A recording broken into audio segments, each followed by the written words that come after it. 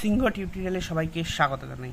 আজকে তোমরা দেখতেই পাচ্ছ স্ক্রিনে একটা অংশীদারি কারবারের অঙ্ক দেওয়া আছে, যেটা রেলওয়ে এনটিপিসি 2022-এ এসেছিল অঙ্কটা।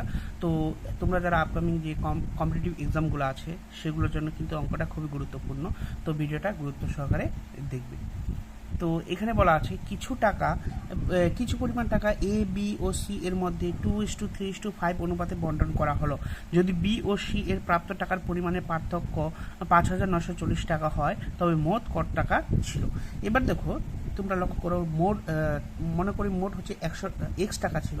এবার এর পরিমাণটা বের করবো। দেখো এক্স যদি হয় তাহলে বি আর সি এর প্রাপ্ত টাকার পার্থক্যটা বের করবো। বি এর কোনটা, এটা দেখো, এটা যদি বের করি তাহলে মোট পরিমাণ টাকা এটা।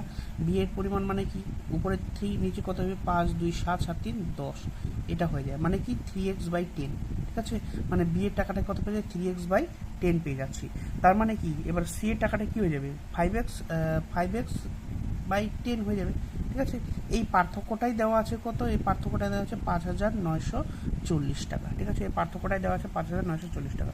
দেখো 5x থেকে 3x বাদ দিলে কত, 2x/10।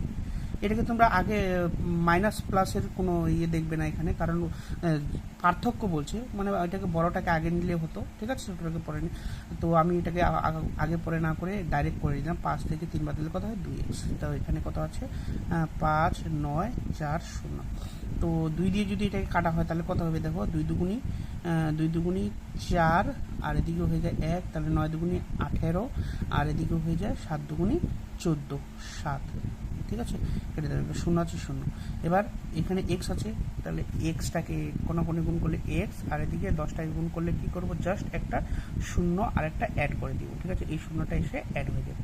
তাহলে কত হয়েছে, হচ্ছে 29,700 টাকা। 29,700 টাকা কোথায় আছে, দেখো 29,700 প্রথমেই আছে এ নাম্বার অপশানে। তো তোমাদের ভিডিওটা কেমন লাগলো, যদি ভালো লেগে থাকে তাহলে একটা লাইক আর ভিডিওটা শেয়ার করে দিবে।